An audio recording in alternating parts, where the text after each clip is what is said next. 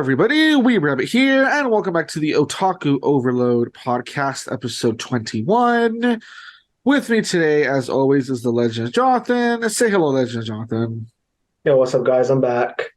Alrighty, he's back, and are you doing good? Yeah, I'm excited to get into this podcast. Yeah.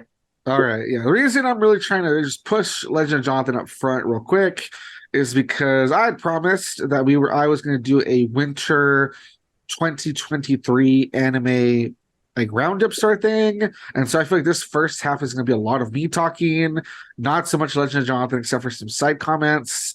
So you probably won't hear too much of him until like the later half.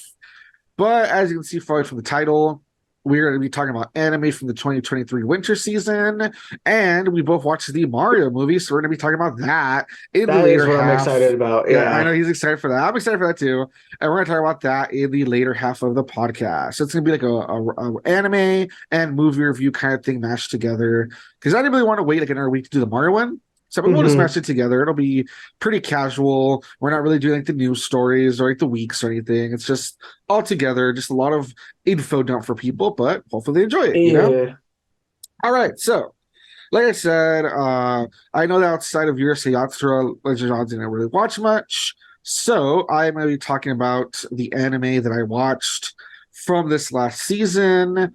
I'm going to talk about like my a quick synopsis, you know, for anyone who may have missed it when I talked about it the first time. Quick synopsis, how many episodes, would I recommend it, what service it's on. That's how I'll try to kind of do it. So without further ado, the first one I want to talk about, and this one is a doozy, is My Life as Inukai-san's Dog. Oh yeah, this one's pretty cool. It was great. It's family friendly. It's for pet lovers. Oh my god, this one, it was so wild. I decided to do an April Fool's joke for it. Hopefully you guys saw it. Go check it out. It's funny because this is the second year in a row where I do that, where I do a review of like a manga, and I try to keep it very like, oh yeah, you know, I don't show any of like the dirty stuff from like the manga panels, and I try to make it seem very like, oh yeah, you know, it's family friendly and like. Oh man, it's just a whole troll thing. But this is the second year I do that. The first year I did what do you call it? Metamorphosis slash Emergence. Yeah. And yeah, it was just really fun. I know I got a lot of views. Hopefully people saw it. Hopefully they enjoyed it. I don't know. Regardless, still, yeah, this one's a crazy one. For anyone who doesn't know, it's an ecchi anime series based on a manga. The manga's still ongoing, where basically the premise is that there's this high school student. He wakes up on the streets and he's freezing. He sees that one of his classmates who he has a crush on picks him up, and she takes him in her arms. And when he gets home with her and she kind of starts, you know, trying to give him a bath or whatever, he realizes, wait a minute, I am in a dog's body. And he doesn't know why he's a dog. He has no memory of ever transforming. But sure enough, he is in the body of a little, not a 𝐥𝐤𝐤𝐿. It's like a different type of dog. It's similar to it. I think it's called like a 𝐥𝐤𝐤𝐿 or something like that. It's a little more, kind of looks more like a corgi kind of. That's what I was thinking. Yeah. Yeah, it looks kind of more corgi-ish. Anyway, it doesn't really matter. The point is, he turns into one of those, and the girl takes him home. And, you know, it's kind of like, wow, you know, when I was a human, I couldn't really get close to her. She's like an ice queen. She's very like aloof, doesn't really talk to anybody. But as a dog, she's so warm and welcoming. I'm able to connect with her, this stuff.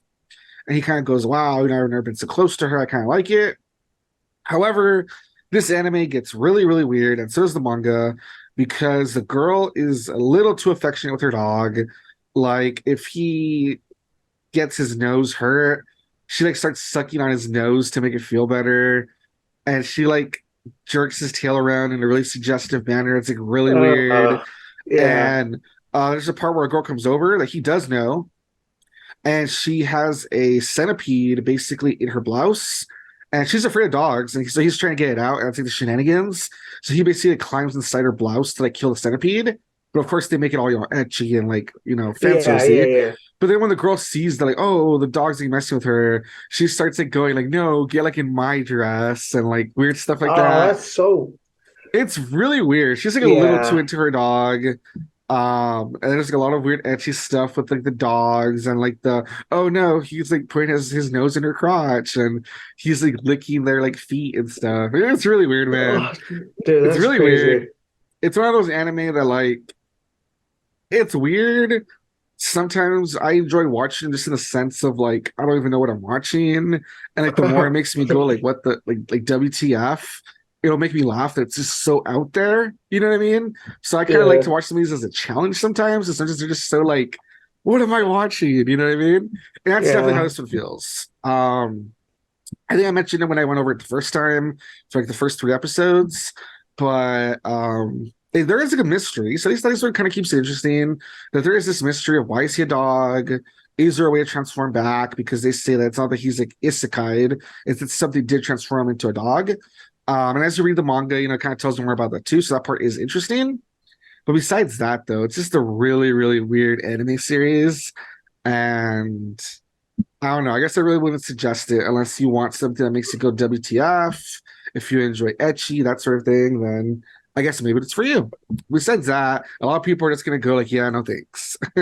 Yo, it sounds so like it sounds like a drug, like a freaking like trip, It's basically. really, really weird. Yeah, Oh boy. Like I know some people who would probably like to watch it just because of fan service and stuff, but most people, like I said, they'll probably be like a no. But hey, if you're brave, if you like watching stuff that makes you cringe or makes you like go what the like the WTF, maybe you'll enjoy it.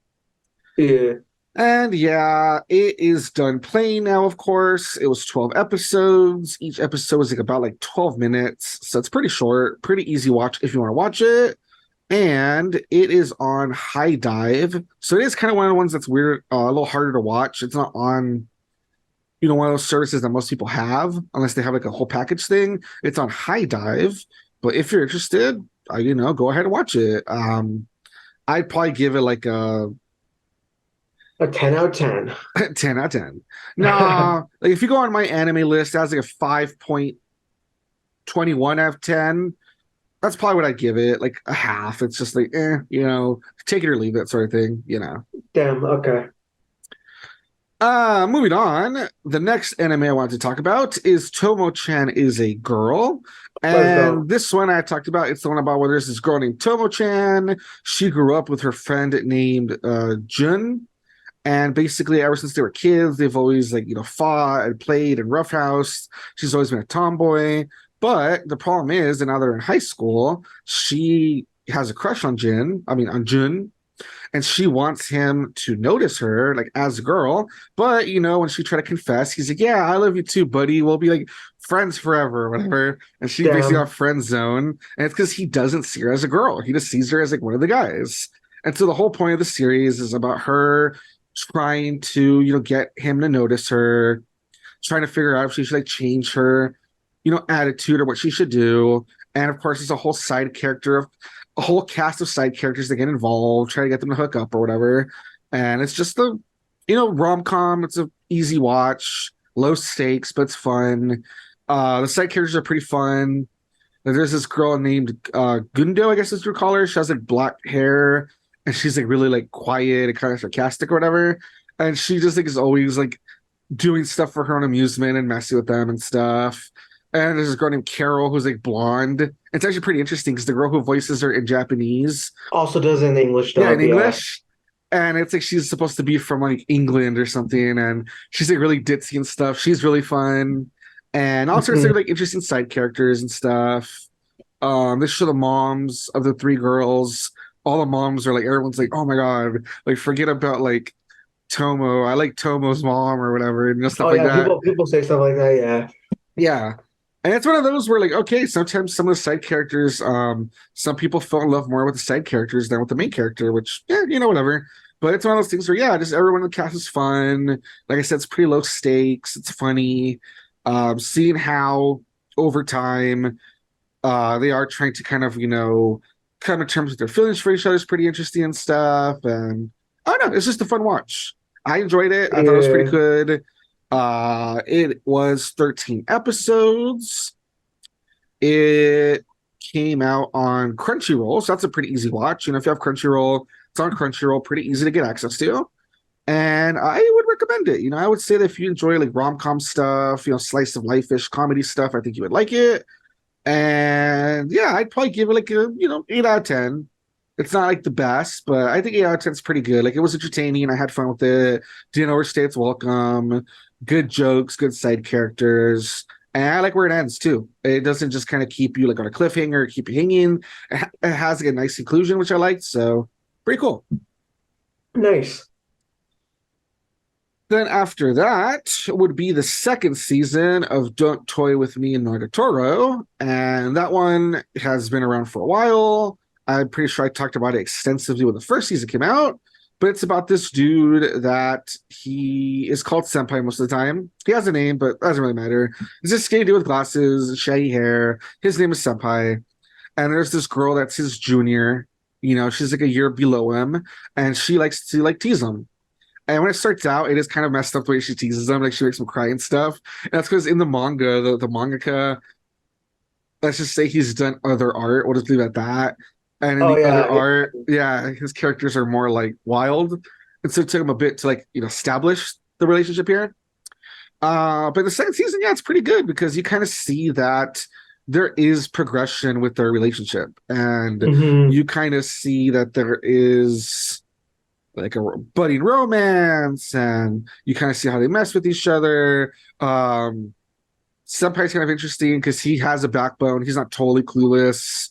There's stuff that he does that kind of throws her off as well, which is kind of funny. And again, they have a pretty fun cast. Like all of her weird friends of Nagatoro, they're pretty fun.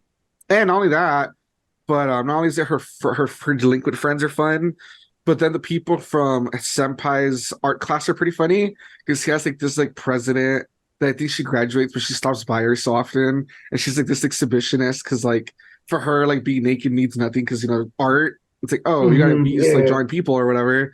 But she's like total exhibitionist, and it always like pisses off Nagatoro, which is funny. And then her cousin joins the art club, and it's kind of funny because you think like her cousin is gonna totally try to be like a cock block or something, and or like a rival or something, but no, she's totally like, on board to be like Senpai's like wingman, which is really fun. That's pretty So cool. again, it's just like a really fun rom-com, good comedy, good slice of life. It's kind of fun to see the relationship. It's really different. It's kind of fun to see how they like mess with each other and stuff, and how sometimes he turns the tables on her, that sort of thing.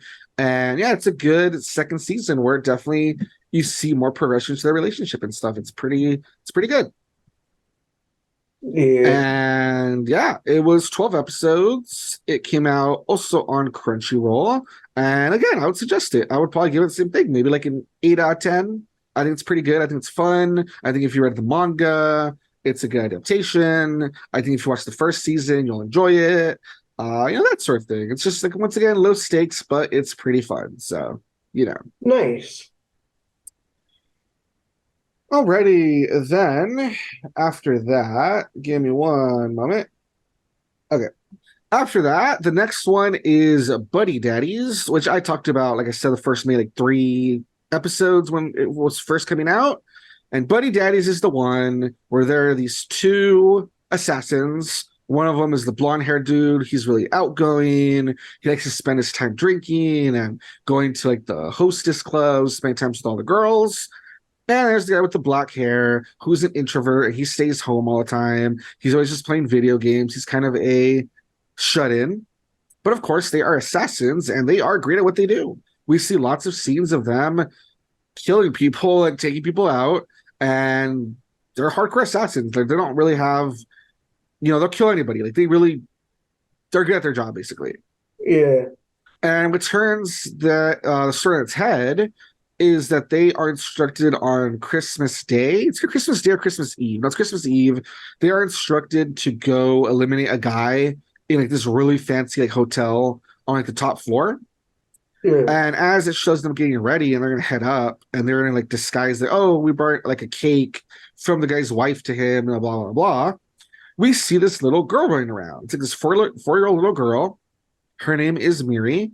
She's running around. She got off the subway by herself, and she says that she's looking for her dad. And supposedly her mom gave her like a picture of her dad. I don't remember what happens. She's looking for her dad, and she's running around.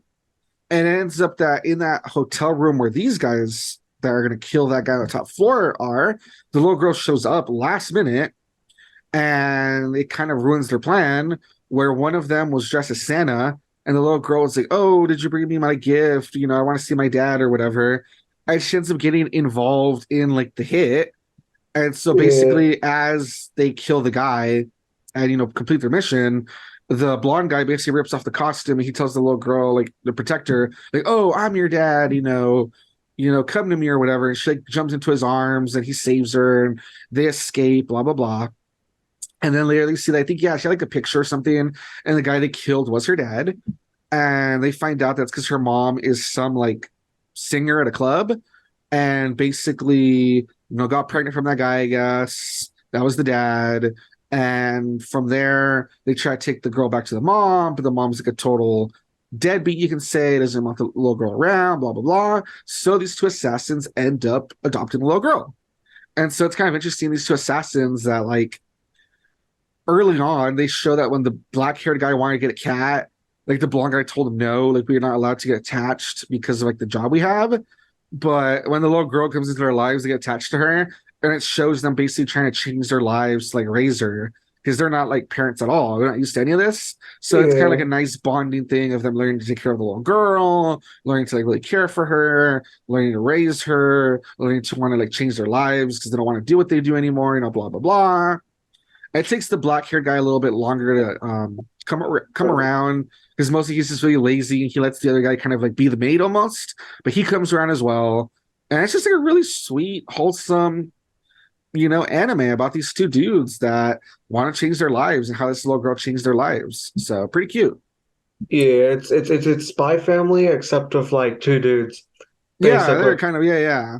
And nobody has, like the powers like the telekinesis or the in Spy Family. One's assassin and one's a spy, stuff like that. Yeah. Yeah, they're like the best of the best. Here they're assassins, they're good at what they do, but they're not like god level, you know what I mean? Yeah. It's pretty good. I enjoyed it. There was some stuff that kind of clashes. Like one moment, it's very cutesy with the little girl and they're raising her and like, oh, they're taking her to school, blah blah. And then the next moment they might be killing someone in cold blood, which is kind of like iffy, you know what I mean? Yeah, So because it's kind of it's a sudden change in yeah, there's a bit of atmosphere. like tonal whiplash there. But mostly I enjoyed it. Most I thought was pretty good. The ending was a bit rushed, I'll say. So like the series isn't perfect. I feel like they kind of like wrapped everything up really quick. And it's like, oh, that's kind of awkward. Feels like they could have established it a bit more, maybe. Especially with their backstories as well. Like the blonde dude's backstory. It's not really a spoiler. They show in the first episode that he's sending money to somebody. It shows that he might have had like a wife before. She was pregnant, whatever. We don't really know what happened with that. Why he's an assassin. And then the black haired guy, he apparently comes from like a mob family or something, and he's like, I guess, trying to run away from that. And so when it kind of like goes back to their backstories and tries to like tie that up, it does feel kind of like, oh, maybe could have spent more time on that. It feels like it kind of wraps those stories up very quickly. And like I said, the ending's also kind of rushed, Yeah. but it wasn't perfect, but it was still enjoyable. I still liked it. So, Nice. And yeah, it was 12 episodes. It's also on Crunchyroll. And yeah, same thing. All of these I would give them like an 8 out of 10. I think except for like the first one, the My Life as Inukai-san's Dog, your Yeah. Tomo-chan, Don't Toy With Me Nagatoro second season, and Buddy Daddies. I'd probably give all of them so far, 8 out of 10. They're not perfect, but I still think they're pretty good and they're a fun watch. So Awesome, awesome, awesome. yeah. All right, and this is where we get to some interesting ones. Because this one, for instance, wouldn't exactly say it was winter 2023. It actually started a while back, but it ended recently, so that's why I'm talking about it. But I had been following here and there the newest entry in the Digimon series called Digimon Ghost Game. Damn. Yeah, had you heard about this one at all? The newest one? No, I have not heard about the newest one. Okay. Yeah, so this one is called Digimon Ghost Game. And what's interesting, it's a gimmick, is it's kind of more like horror based. So they're Like I wouldn't going for a say it more was serious tone. yeah, it has like a little bit more serious, has like more like horror stuff.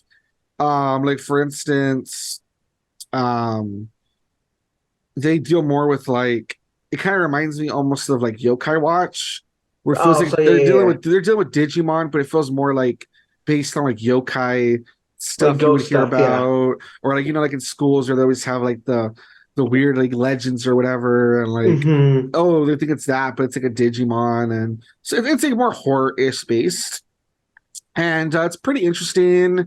This time it takes place more like at a school where there's like these kids, and basically they're like at an academy, and they each have a Digimon, and it's them doing their thing, and they're solving episode of the week monster thing, and like I said it's horror based and whatever. It's interesting. It was all right. What I thought was really crazy is that I think I want to say I don't know if they had ever had, but because I haven't seen like every single Digimon, but I want to say that up until now, every time there's like a Digimon pair of like a human and a Digimon, they're always the same gender. Like a boy is always paired with a boy, a girl's always paired with a girl. That's Here what I've it's noticed too. weird, Yeah. huh?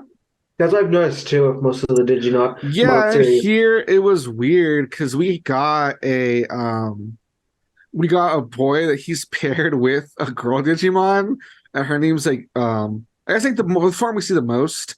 Her name's Jellymon, and I'm kind of showing you. I'm sharing a picture with you right now. You can kind of Yeah, see her. I can see it. I can see it. So she Yeah. looks like almost like a little girl with like a weird little like hat, right? Like a big old hat Yeah. and like pointy ears. And she's like a total like tsundere kind of. But like I don't know, they have like a weird, interesting relationship where like a lot of people are probably wondering like, are they gonna hook up? Yeah, that sounds very weird. Yeah, it Yeah. looks like they have like a little bit of like the relationship goes a little farther than like Master and Digimon. It's kind of interesting. And that's what I was gonna say. What made it kind of weird too is that you know how a lot of people they have their thoughts on Pokemon, where some of the Pokemon look a little too human. The relationship with the Pokemon's kind of interesting, and stuff like that, Yeah, right? I get what you're getting at. Yeah.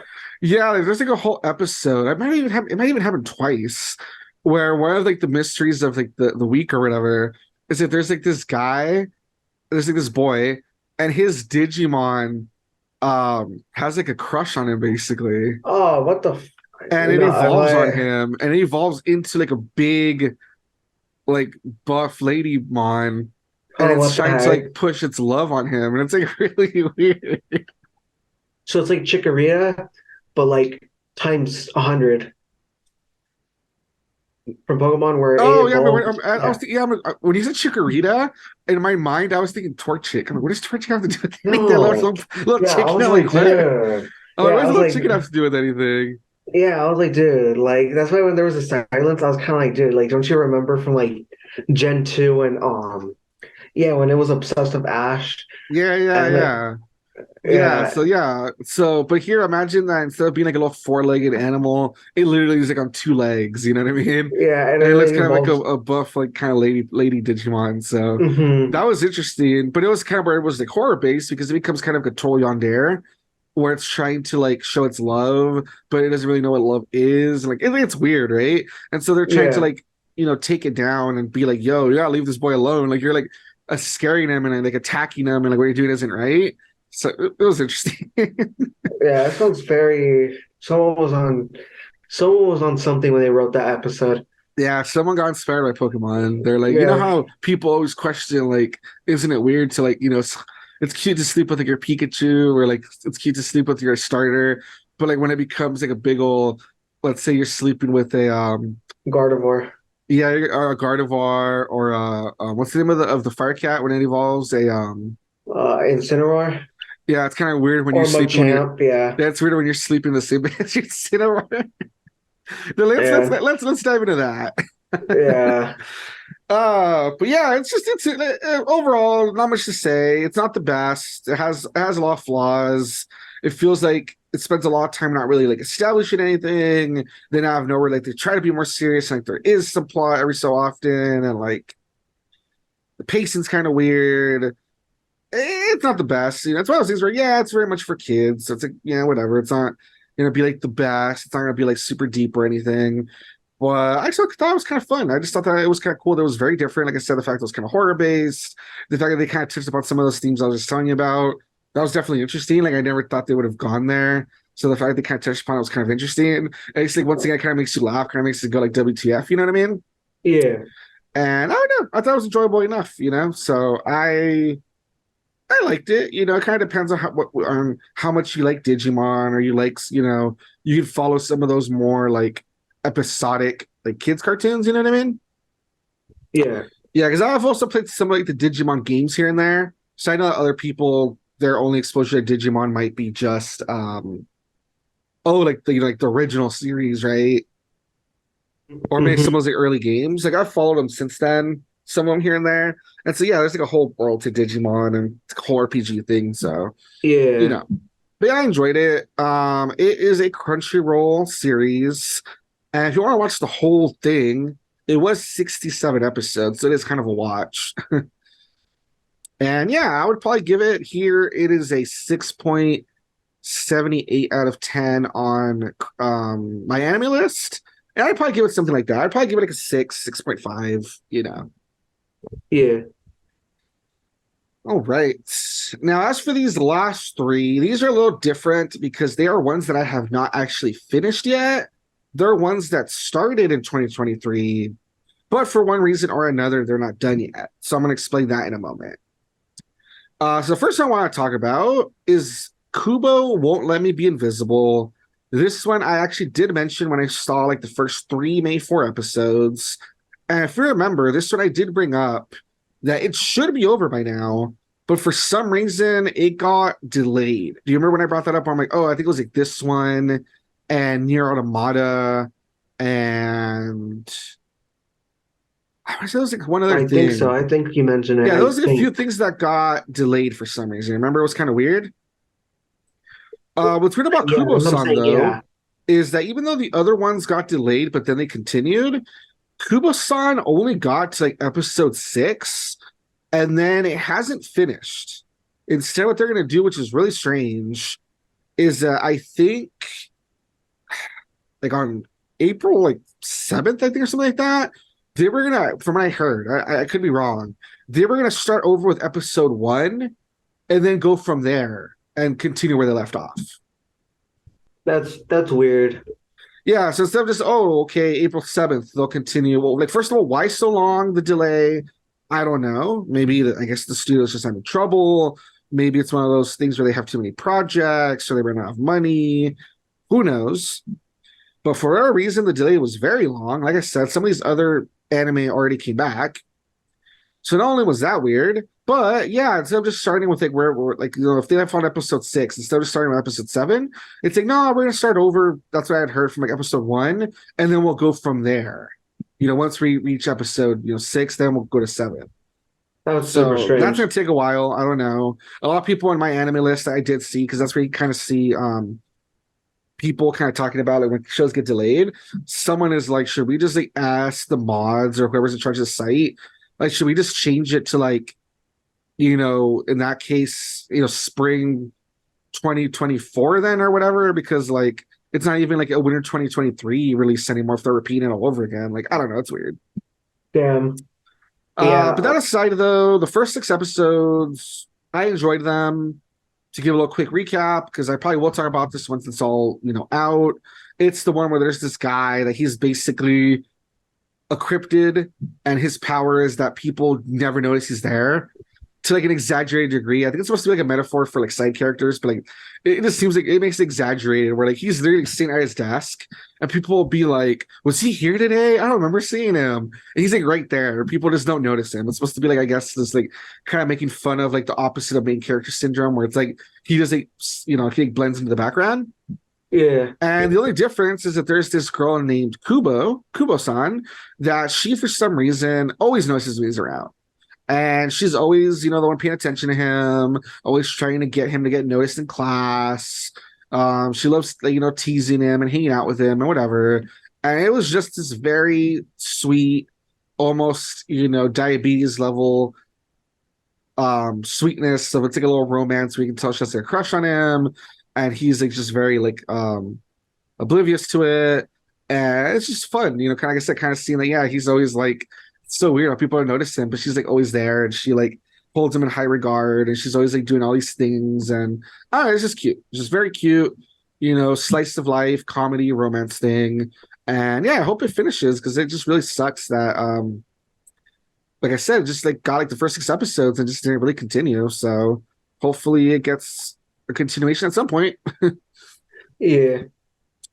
Yeah, and this one is on High Dive. It's another one of those weird ones that almost everything's on Crunchyroll except for like this and the dog one.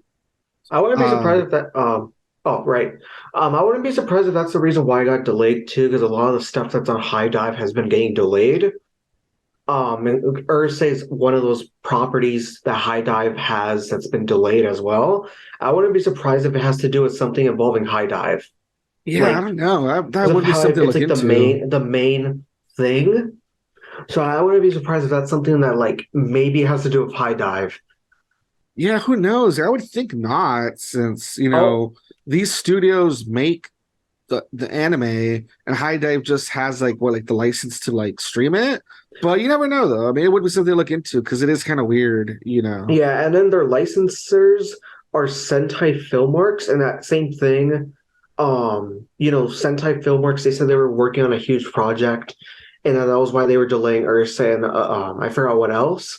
But maybe that's the thing too, that they're really just putting a lot of stuff to the side, like the licensors and everything, and they're just like, yeah, just focus on whatever the individual companies. Just in the meantime, don't make this until we actually how do you call it? Until it's like the perfect time for us to like start putting it out again.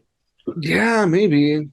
Yeah, it's one of those Yeah. things where who knows? You like really have to like look into like how these companies work, what's slowing them down, etc. Because Hmm.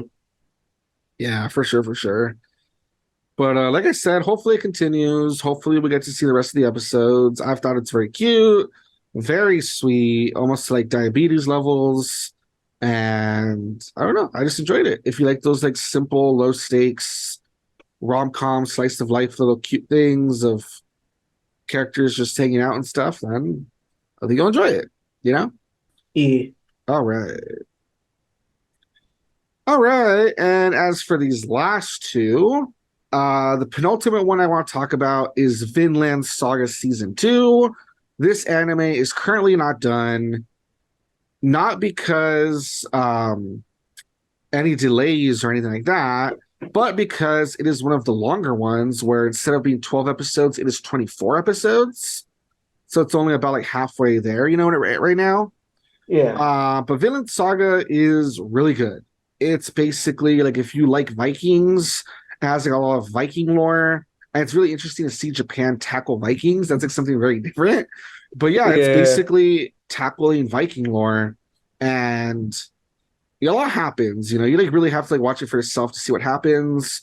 All I want to say is that last season, the big thing was all about like revenge and the main character basically trying to like. And that's the thing. The main character doesn't even really feel like the main character. It kind of focuses on other people too, which is kind of weird. But the one we'll call like the series main character basically it was about him trying to get revenge for his father. That's all I'll really say. And at the end of the last season, he kind of realizes maybe what he's been fighting for isn't all he thinks it is. So this season, it's more about kind of like redemption, and it's more about like trying to find like inner peace, I guess you can say. So it might not be as actiony as the first season. Some people might think it's a bit like slower, Yeah. but if you watch like the first season, they continue with this. Like if you're invested in the story, I think you'll like it. Nice. You know what I mean? Because some people might be like, oh, like it's not as actiony. It feels like it's a bit slower pace. It's like more focused on like, other stuff. It's like, yeah, but if you're invested It's in the more story, plot. you'll It's more enjoy it plot. because Yeah. yeah, yeah. And like I said, it's really cool because after seeing kind of everything happens in the first season and seeing the main character and what happens with him, it's interesting to see, what's happening here, you know. Yeah. Yeah. Uh See, like real quick, like even in one of like the discussions here in my anime list, it says, "Does season two ever get good?" Yeah. And someone's like, "Season one was so good," and I'm halfway through, episode 8 of season two right now, and blah blah blah blah. And someone says it does. That is, if you don't miss the themes and the point the anime was trying to make, even in the first season. And someone else says it's already amazing. It's just that's not a violence display like season one. So exactly. So some people it might not be their thing if they're just looking for action, just looking for more, violence and like cool fights. But if you're someone who gets invested in the actual story and the characters and the themes and stuff, yes, it might be slower, but it's still pretty good in that sense that if you're invested, like I said, the themes and like the where the characters are and stuff is pretty good. Nice. And yeah, I just think it's like so cool. Like I said, just Japanese people tackling, Viking culture and like these like myths and stuff. Because basically, just kind of a little, you can almost call it a spoiler, but Vinland Saga, that's what they call. It's supposed to be like what they're gonna call America, I guess, when they find it. And so it's all like their Mm, journey that they want to find new land one day because they live in the cold. They want to find something new someday. And I think that's supposed to be like a hint that like, oh yeah, according to like these legends or whatever, this is how it led up to like them finding America, I think, or whatever.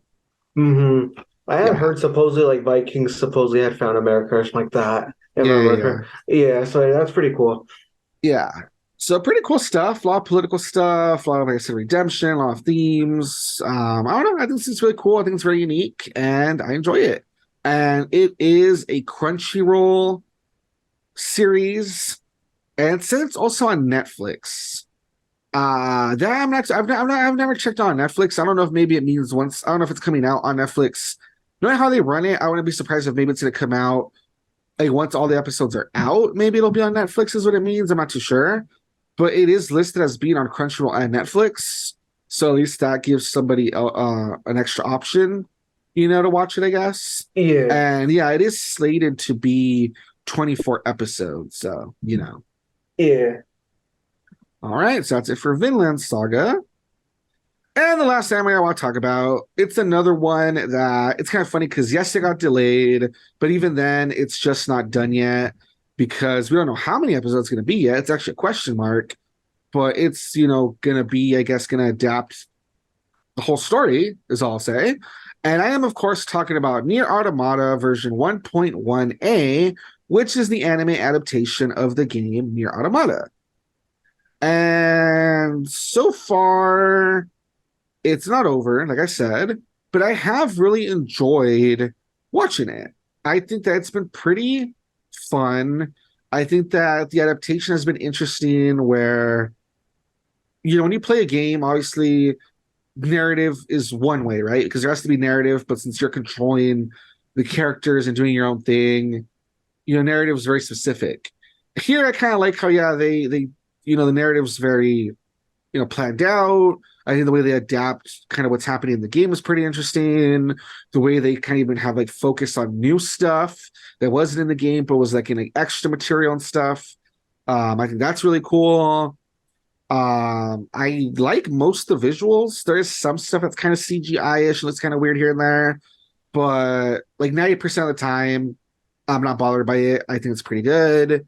And what's cool is that the dub, which I'm not sure if the dub has started quite yet, the people who played the characters in the game, almost everybody's going to reprise their roles for the anime, which is really cool. Oh, that's super cool. Yeah, so that means that Kira Buckland, who voiced 2B, and Kyle McCarley, who voiced No Night Nast, and like all these people, I think most of the cast is back, which is really cool. Yeah, that sounds pretty Yeah, cool. yeah, especially because like man, I thought that Kyle McCarley, who does 9S, that dude, like he put his all into the role. Like there's some parts later where like 9S is showing like a lot of emotion, some of those, mental breakdown sort of yells and stuff. That dude totally sold it. And so if he's back to do like the anime version of it, like, oh, that's so cool. Like I hope I hope it's as good as the game, basically. Yeah. And yeah, like I said, if you've played the game, it doesn't substitute playing the game. Obviously, I still think the game's better in the sense that like it's just more immersive. It's just so different.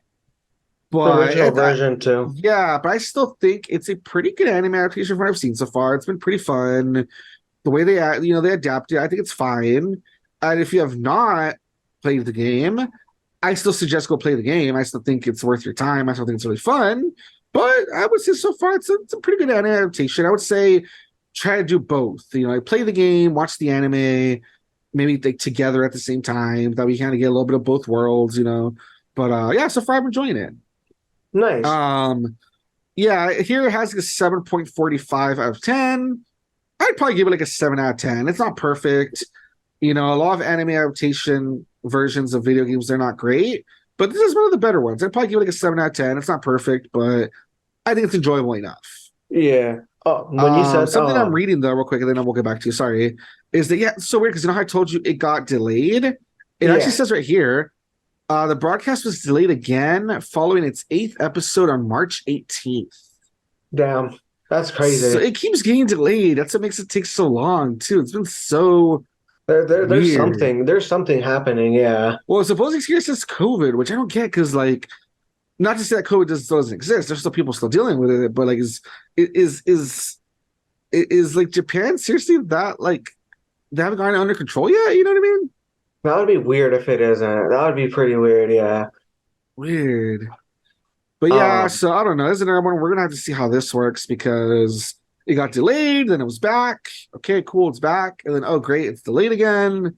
I don't know what's gonna happen. It's taking a while Yeah. to come out, but I don't know. Just Uh, I mean, like I said, there's a dub coming anyway. mhm. Maybe wait for like the dub to come out, I guess, because I like the dub version of it. I thought it was pretty good, and it's on Crunchyroll, so Nice.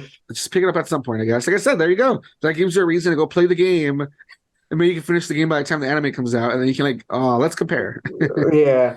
At least it's not like Persona 5, the adaptation, because I remember that, yeah, people were like, that's like the worst. That was like a really crappy adaptation of the game. I Yeah, was that's what I'm remember. saying. There's some that are really bad. Like there's some that aren't as terrible. Like I Hmm. remember liking the Persona 4 one, where I think a lot of like the little character moments were fun, and like the way they gave you, who's the main character, they gave him like an interesting personality, stuff like that. Trying to think of another good like adaptation. I can't off the top of my head, but there's some that have been like fine, and there's some that are just like so bad. Like the Persona 5 one was really bad, where it just felt like rushed, and a lot of it like the attacks were like really weak, and like it was you might as well just like play the game and you just watch the anime Hmm. cutscenes that way. It's just like it was just so bad. Yeah, I didn't like it.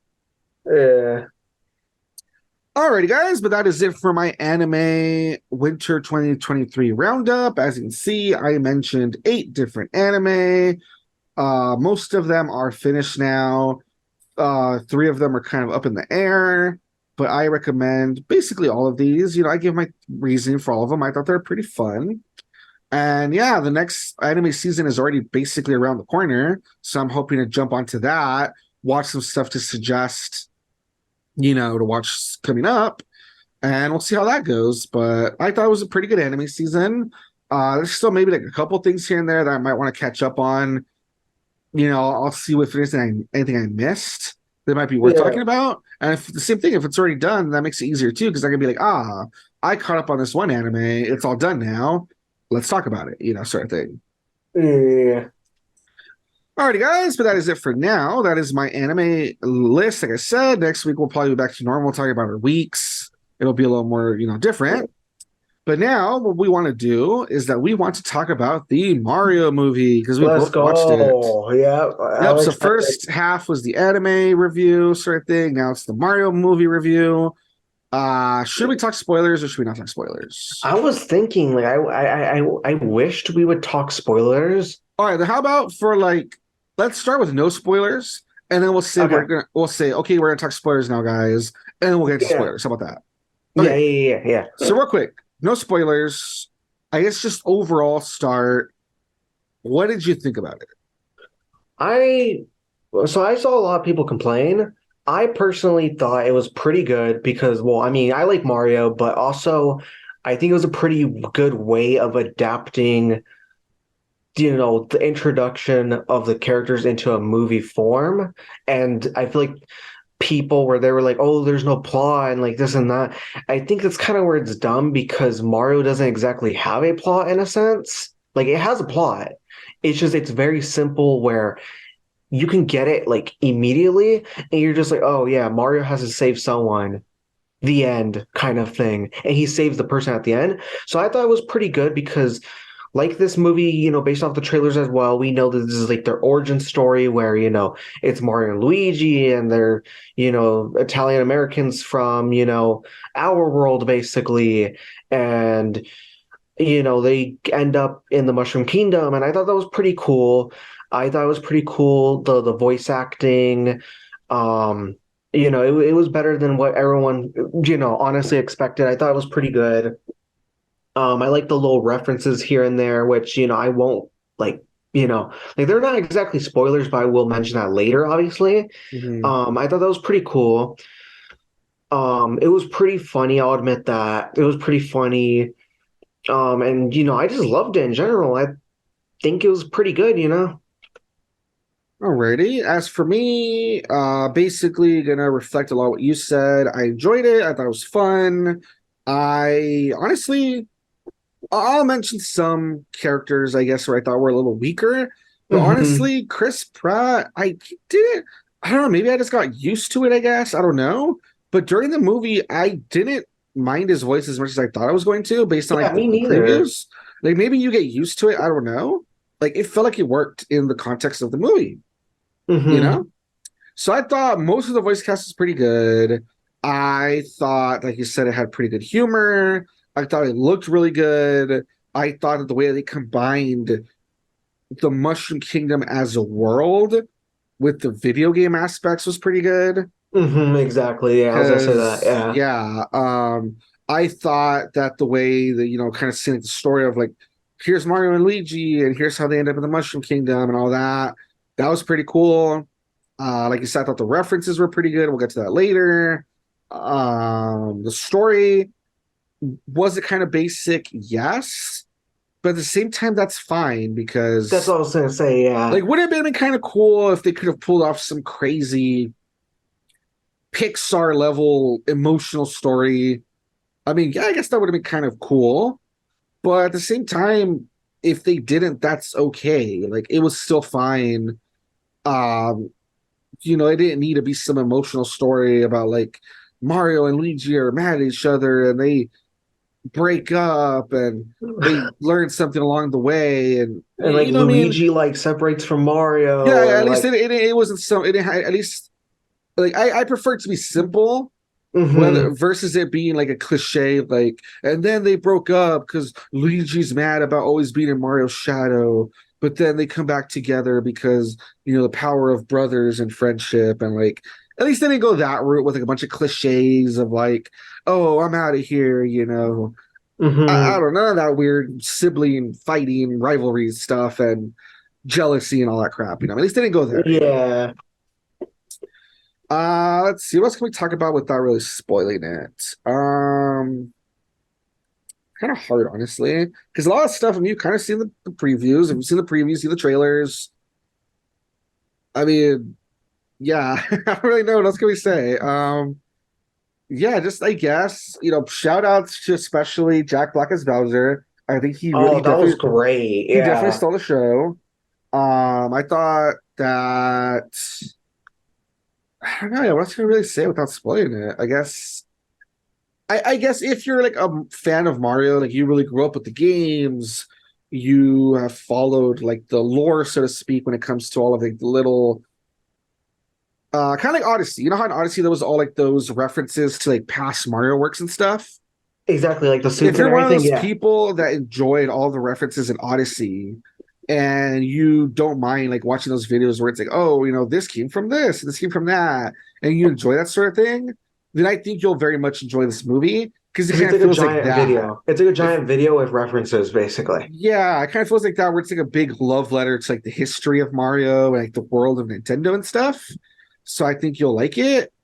Um, yeah, I don't really know why the critics didn't like it. I guess I could see like if you're not like really a gamer, you might think it's like too simple, I guess. Like I don't know, but it just felt like it was a very fun, simple movie. And I think they did a really good job. And it could have been really bad. And like I thought it was good. So I don't really know. I just think if you're a fan of Mario, you're a fan of like I said, like the lore and like the love letter to like the players and like the series and stuff, I think you'll like it. And yeah, I don't really know what else to say without spoilers, so I guess that's kind Yeah, of it. yeah, that really So is yeah, I it. guess now, guys, we are gonna get into spoilers. Hopefully, most people have seen it. Hopefully, people were excited enough to go watch it because yeah, I'm trying to think of specific things I want to say, but it's like more specifics. So from now here forward, we're gonna talk about spoilers. If you haven't watched it, I think it's worth watching. That's all I'll really say. Yeah, skip until the end of the video, basically.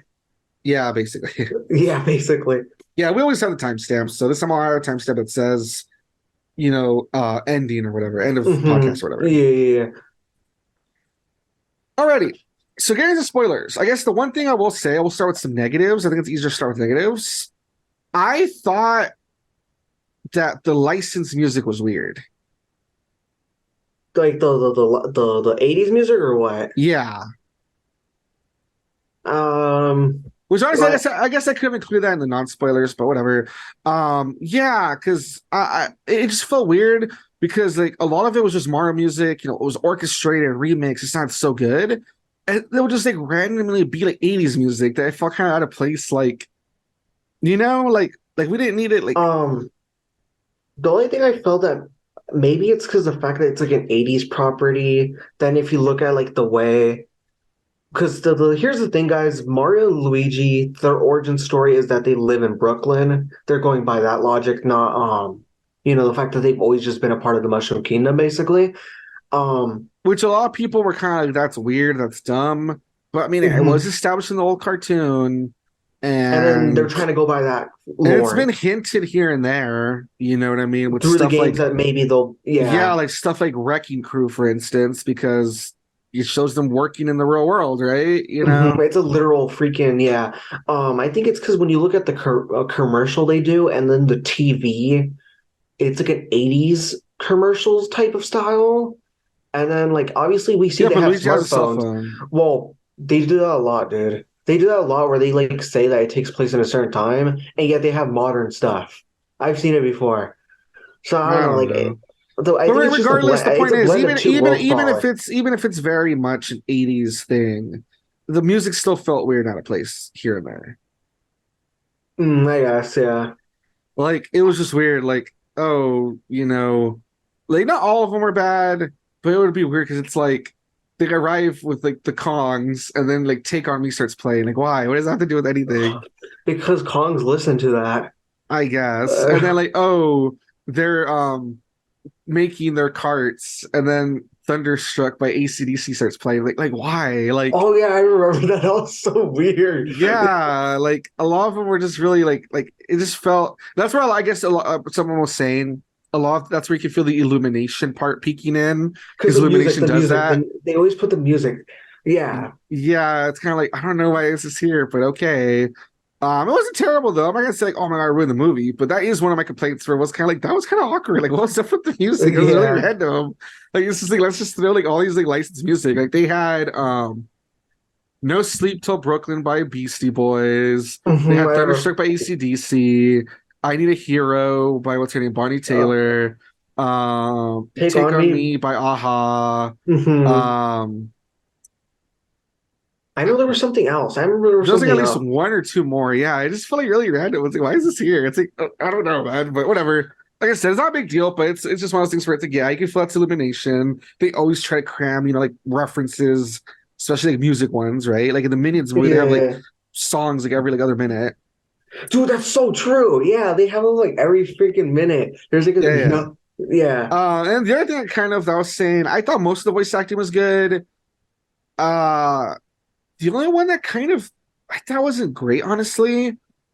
The guy who voiced Cranky Kong, hmm because I get that they got a comedian. Who's the one who voices Cranky Kong? I'm looking real quick. The one who voices Cranky Kong is Fred Armisen or whatever. That's his name, Um, yeah.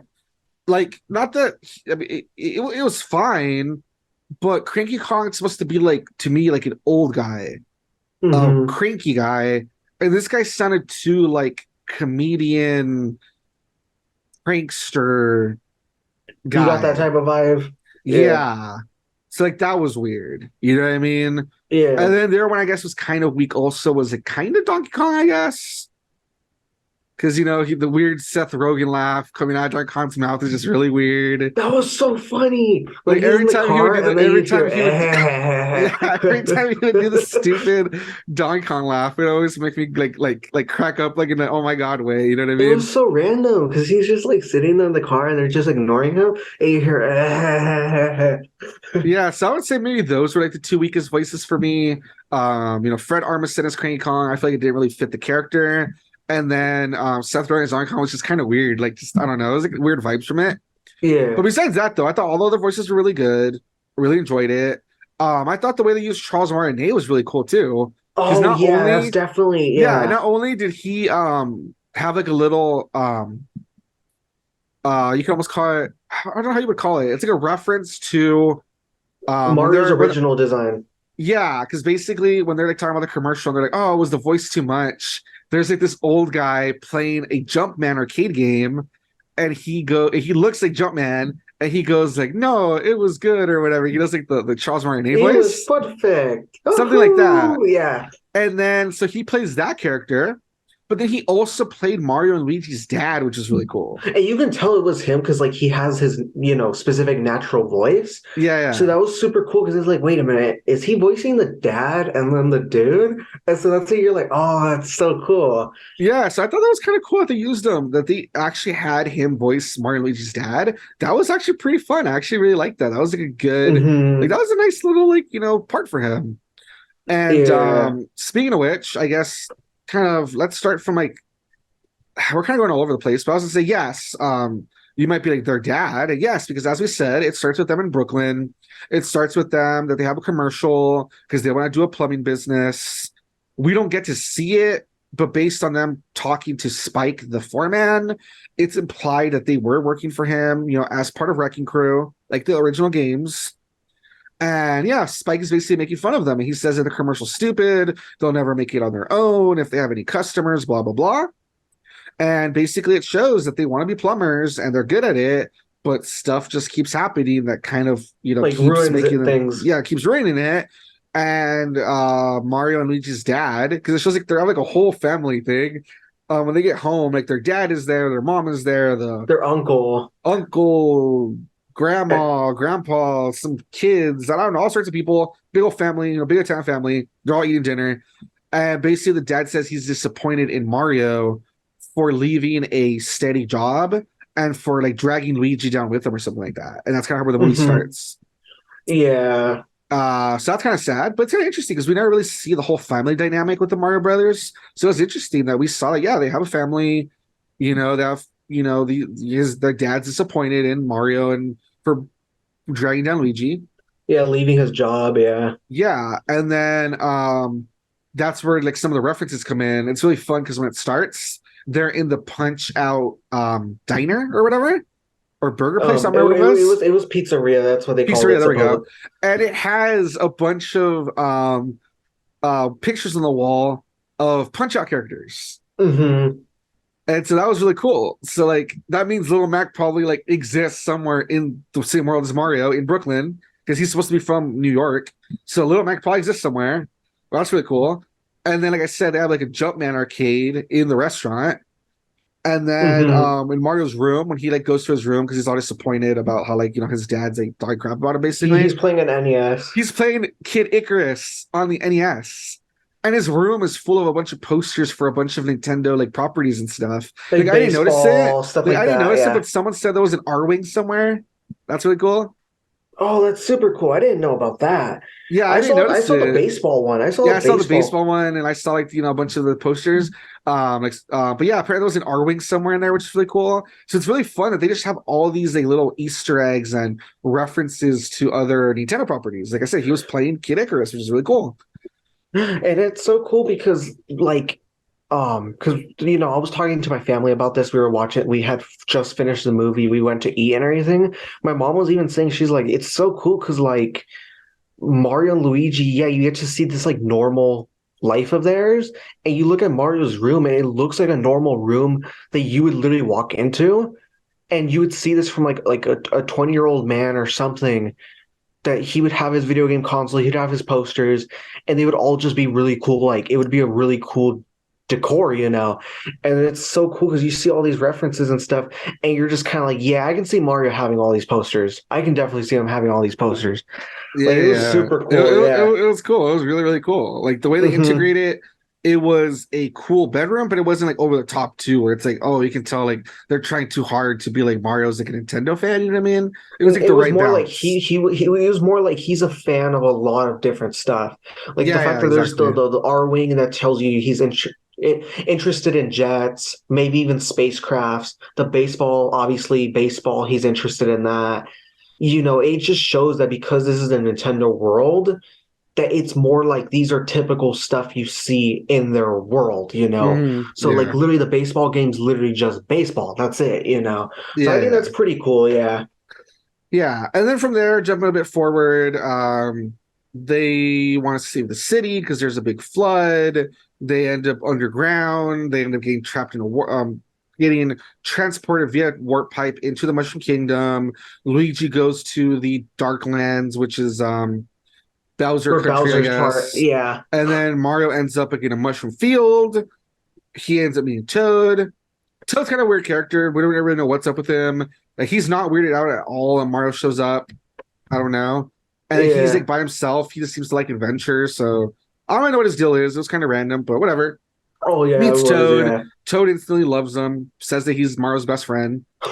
And he kind of tells him, if your brother landed in the Darklands, Bowser's gonna get him. We need to go tell the princess what's up so she can help you. And so, sure enough, he leads them to Toad Town. At least that's what I'm gonna call it, Toad Town. I don't know what it's actually called, but he leads them to town, and we see all the toads, and we see all the little stores, and we see they're constructing. That's what I'm saying. It's kind of cool how they implement all like the blocks and like the girders and the platforms and stuff. I thought it was pretty cool, and the pipes and stuff. More references, of course, very, very cool.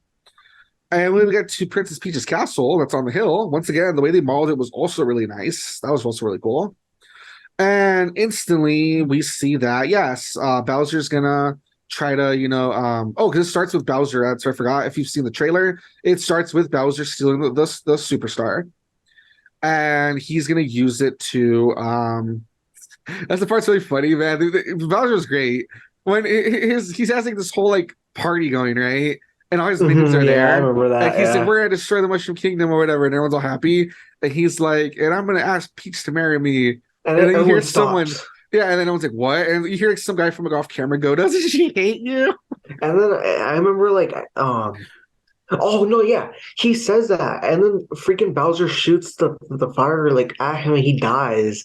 And Oh he's yeah, still yeah, what? standing Yeah, there. because one of the Koopas says like, what if she says no? Like, doesn't she Oh, hate that's you? what he said. That's what Yeah, he and then said, he yeah. like he like burns the Koopa. And he turns into a Skele-Koopa. What do you call A those? dry bones, Dry yeah. bones, yeah, dry bones. That's what it's called. Yeah. So I was, oh my god, like Bowser's ruthless, but he's like still funny, like from the games where he has like this Yeah. soft spot for Peach, and we'll talk more about him in a little bit. But the point is, he says he's gonna use the superstar to like take Convince her. over Mushroom Kingdom and like propose to her or whatever. And everyone's like really surprised. They didn't know that was his plan, which is really funny.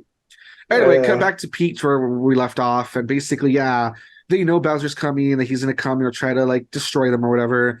And so Peach says that in order to protect the Mushroom Kingdom, because in the Mushroom Kingdom, it seems like all they really literally have is just toads that don't know how to fight. She's gonna recruit the Kong army. And so that's where like the Donkey Kong stuff comes in. That she's gonna go to like the jungle kingdom and she's gonna recruit the Kong army to help her. And as she says that she's going to head out the next morning or whatever, she's walking through her castle. Mario runs in and instantly, she like notices him and she's like, "Oh, you're like a human or whatever." Yeah, that's weird. But she's like, "You're a human or whatever." And she says, like, "What's your deal?" He says he needs to save his brother, blah, blah, blah. And she says, like, "Oh, I guess you can come with me, but you got to like prove that you got to prove yourself basically." And that's where we get that part from the trailers where, basically she sets up this whole obstacle course that looks like the 2D platforming, and she like runs through it like a pro.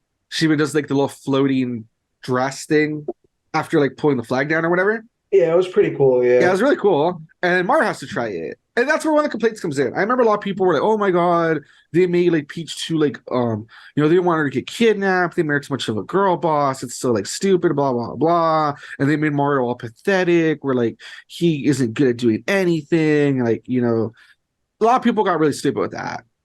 And it's like, Hmm. no, not really. Number one, they explain why Peach is good at the stuff, which we'll get to like in a moment. And number two, literally even before he gets to the Mushroom Kingdom, there's a whole sequence with him and Luigi where it shows he's a good like parkourist. Mm-hmm. So That's number what I one, definitely it remember. Yeah. shows he's like better than like the average person. Like he's already a pretty good parkourist. And number two, if you watch the montage, it shows that like during the course of one night, he really improves. Because it literally by the next morning, that's like the no, not even by the next morning. The literal next morning, he's like he finishes. You see that like literally he's done by the when the sun's already up or something like that. Yeah, like he doesn't quite get it because like last minute for like comedy, it shows that like a piranha plant like eats him or whatever. But he Mm-hmm. got like 98% through like the obstacle course. Mm-hmm. So it's like no, they didn't like make Mario wimpy or like a or whatever just to make Peach look good. It's just that like they have to show that obviously like he's a human. He's not supposed to be good at all this crap. But Yeah, yeah, because he's Mario, it's really impressive that like by the next morning he was basically he there. You know learned what how I to mean? do it basically in a Yeah. sense. Yeah. Yeah. So it's just like a little hero montage, honestly. Oh, and then as for the Peach thing, after that, that's where they kind of like talk. And she's trying to cheer him up that like, oh, you didn't get it, but you almost got it, blah, blah, blah. And he's like, did you get it your first time?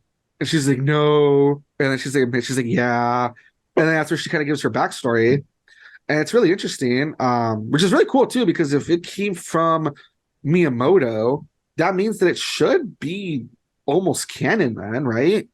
Because we've never really Mm-hmm. understood what's the deal with Peach. Why is she Princess Peach, but everyone around her's Toads? You know, she's not Toad. Does she have family? What's up with that?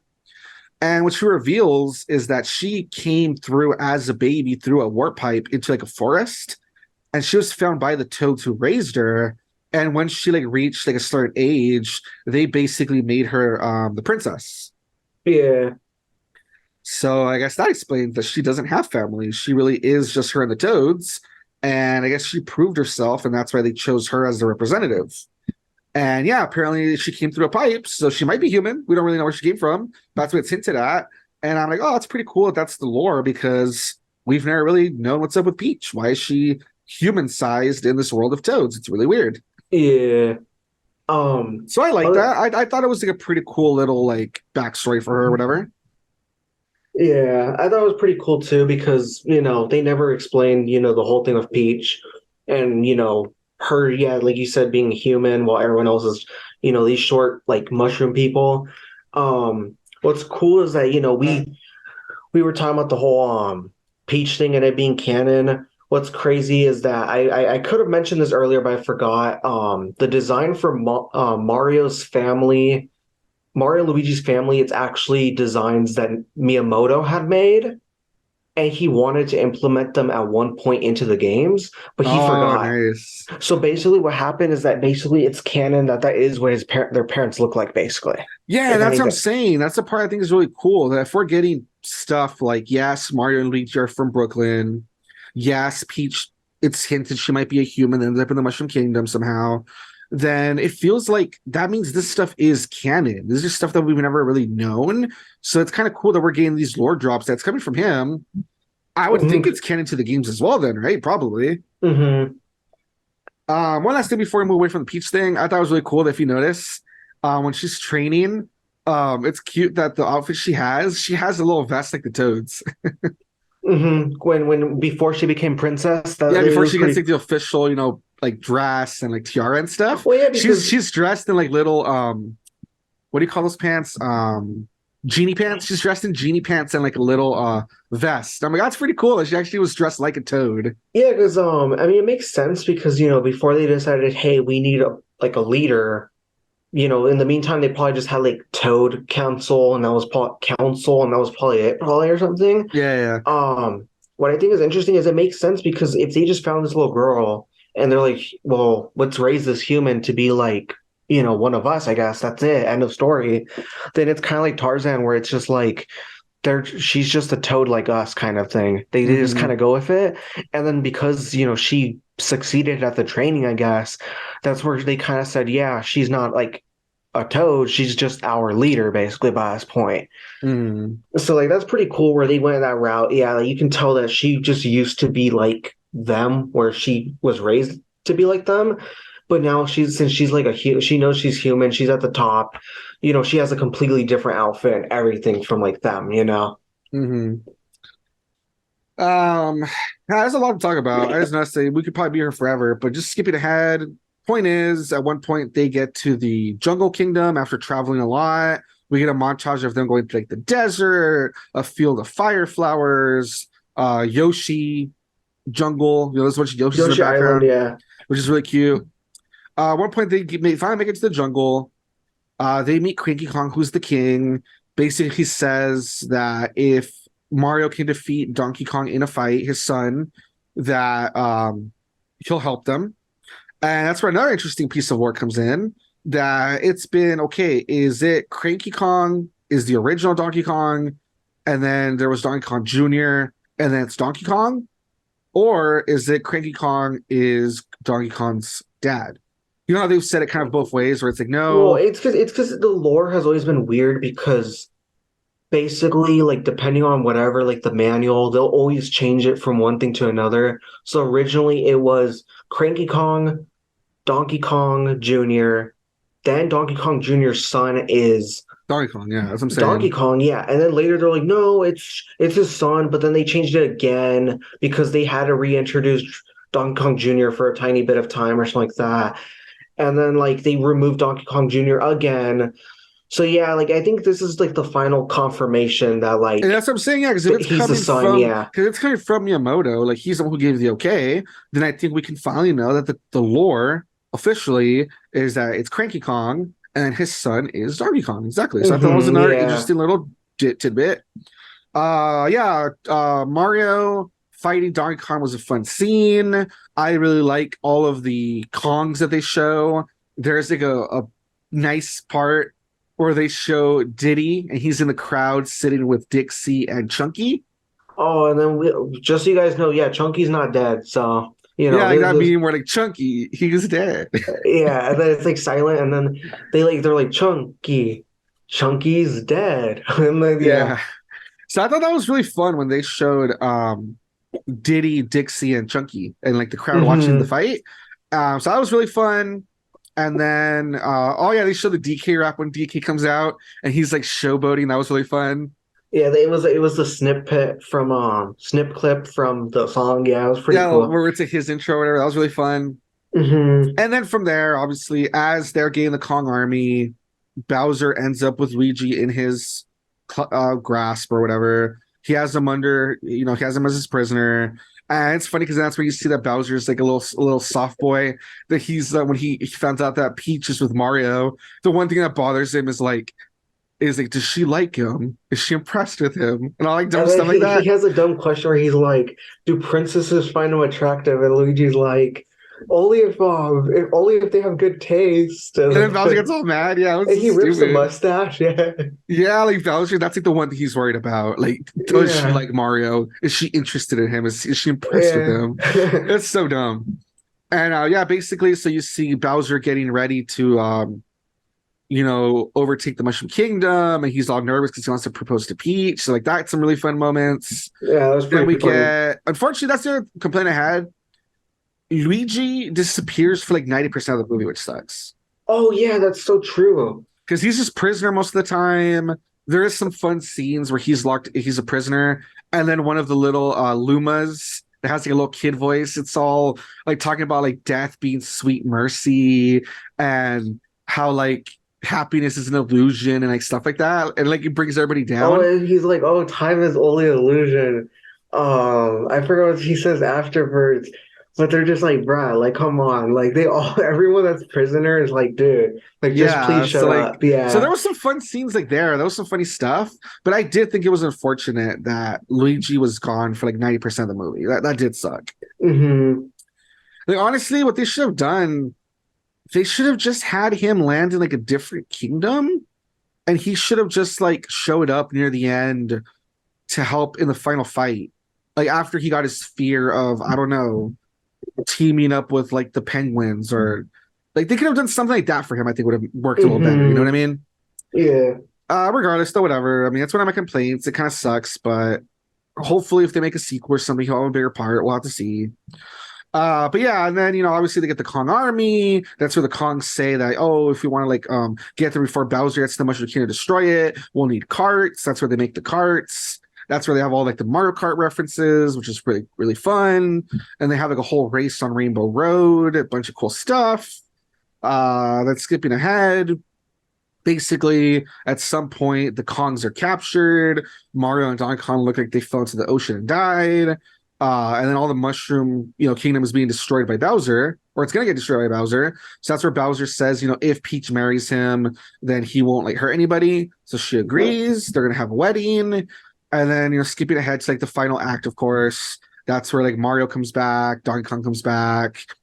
They work together to fight all of like the Koopas and Bowser's army. They fight Bowser, blah blah blah. They free Luigi, and then they have the final showdown where Mario sends a Bonanza Bill into the warp pipe, and it totally like makes like a black hole that sucks in Bowser's castle to the real world. So the final battle actually takes place in the real world, and it's Mario and Luigi like just fighting Bowser and all his minions by getting the superstar, and they become like Starman Mario and like Starman Luigi or whatever, and it's them just being Super Saiyan and like beating Bowser's ass, which is like really satisfying. That's what I was gonna say. It was so crazy when he punched them, and it had like that whole Dragon No, he didn't Ball punch thing. them. He tried to stomp on them.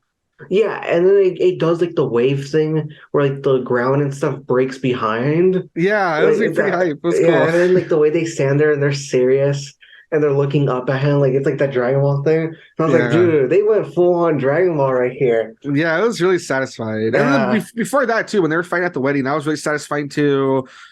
Peach used an ice flower. She was freezing people up. Oh, and at the wedding before that, I thought it was really cool. Once again, just more references. The guests were not just Bowser's army, but King Bomb shows up and King Boo shows up. Mm-hmm, that was super awesome. Fun. That was pretty fun. It was pretty fun. Yeah, and then of course, like I said, the whole wedding's supposed to take place, and they start fighting back. Blah blah blah. They take it to the real world. Mario and Luigi is the superstar. They beat Bowser's ass, and the way it ends is that they shrink Bowser down, put him in a little jar, and that's how he's defeated. Yeah. And then everyone's like praising Mario and Luigi and their heroes, and the family says they're proud of them and all that good stuff. And it ties the place. That's really cool. And then from there, it shows that Mario waking up in the morning, and you think that him and Luigi are gonna still be like, gonna go be plumbers in the real world. But then when they open the door, no, they have a house in the Mushroom Kingdom. And they're going to be plumbers in the Mushroom Kingdom, too. Or go be heroes or whatever, you know what I mean? Mm-hmm.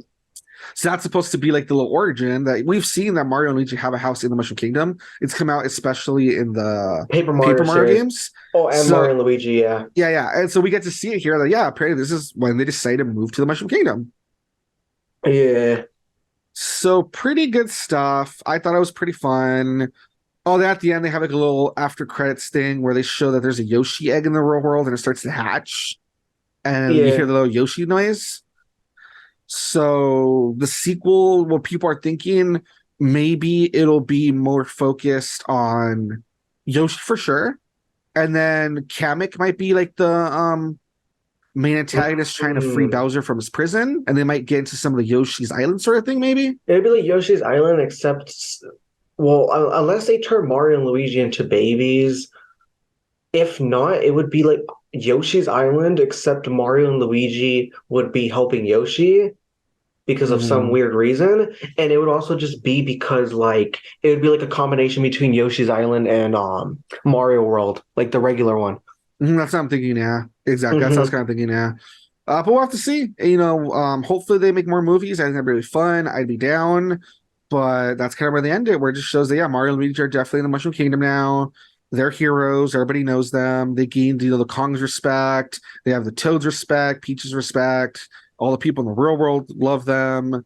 And, there's going to be a Yoshi apparently in the sequel. That's what they're hinting.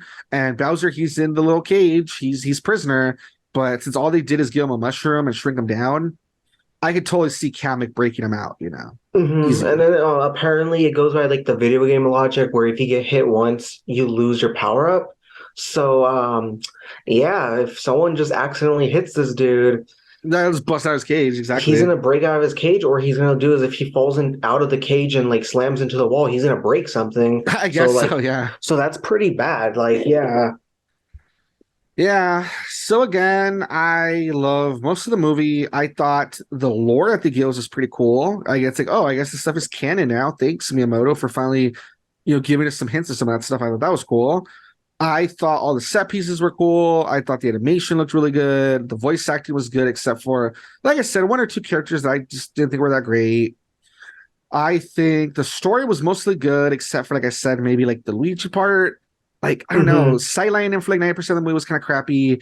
They should have just showed that he lands somewhere else and that he learned to be courageous by himself and, he convinced the penguins to fight with him or something. Like, that would have been like a better story arc for him, I think. Yeah.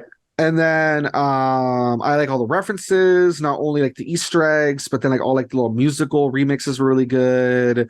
The way they integrate like the power-ups and like the game stuff into like the world was really good. I thought it was interesting that Kongs are the ones that have all the carts. So they're the ones that have all the tech, while Princess Peach's kingdom's all like More they don't have medieval, anything, I guess. more classical, if Yeah, anything. I thought that was kind of funny.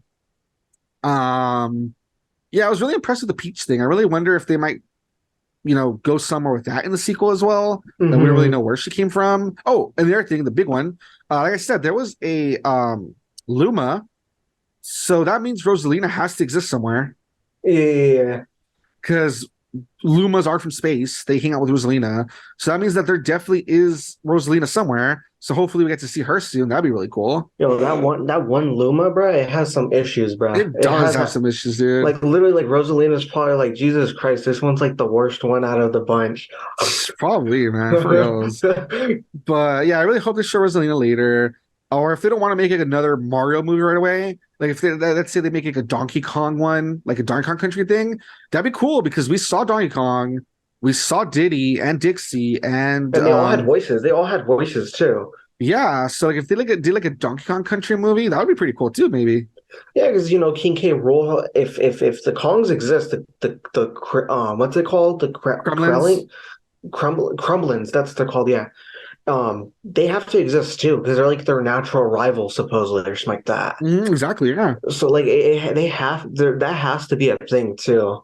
Yeah. So yeah. Yeah, so if they don't make like another Mario movie sequel, like if that's not what they want to do right away, then yeah, like a Donkey Kong movie would be cool. And I don't know, like people have said, it just opens up the door. Who knows what they could do? Like people Hmm. joke about like the whole Smash Bros. Universe, MCU thing, yeah. which I don't know. I don't think if they want to do that right away. It seems a I little don't too think so either, ambitious. yeah. But who knows if they might do other properties since this one worked. So we'll have to Hmm. see. They should make a punch Uh out.